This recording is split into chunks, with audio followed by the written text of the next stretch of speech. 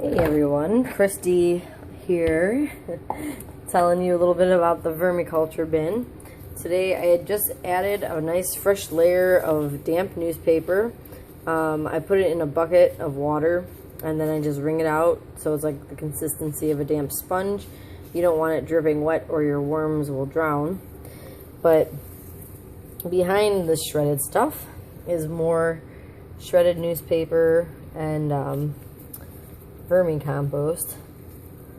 So you can see we got lots of red wigglers in here and some food scraps and newspaper. But I just got back home from vacation and I had thrown a bunch of food in there, a chunk of pineapple.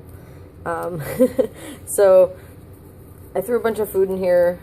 When I came back, it was pretty just solid black. I haven't added newspapers in a while, so I shredded some newspaper, again put it in the water, wrung it out, did a fine layer, and then just mixed it in so there's break up the castings and make it easier for the worms to pass through, and just mix some of the vegetables that were left over in there as well. So now they'll have plenty of food, including the newspaper, which they will eat.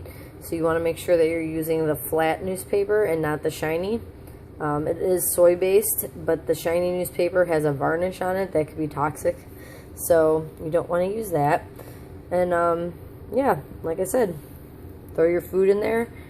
And you don't have to normally mix it all in. That's just what I did this time. It probably actually stresses the worms out, so I don't like to do this that often. Just when I kind of get that nice thick layer of poop at the bottom, because then I'll move it all over and harvest it, which is in another one of my videos.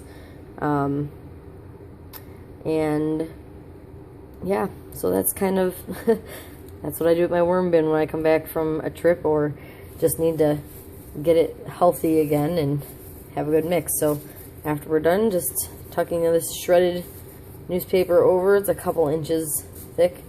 That helps to insulate it, and it also helps get rid of the smell. So when you're adding the new food, just have it pulled back, put the new food on top, and lay the newspaper right over, and it'll help keep the smell down and all that. So, and if your compost does smell, you're probably putting in too much food. So my recommendation is to keep some of it in the freezer or the refrigerator, whatever you prefer, and then just add it as needed.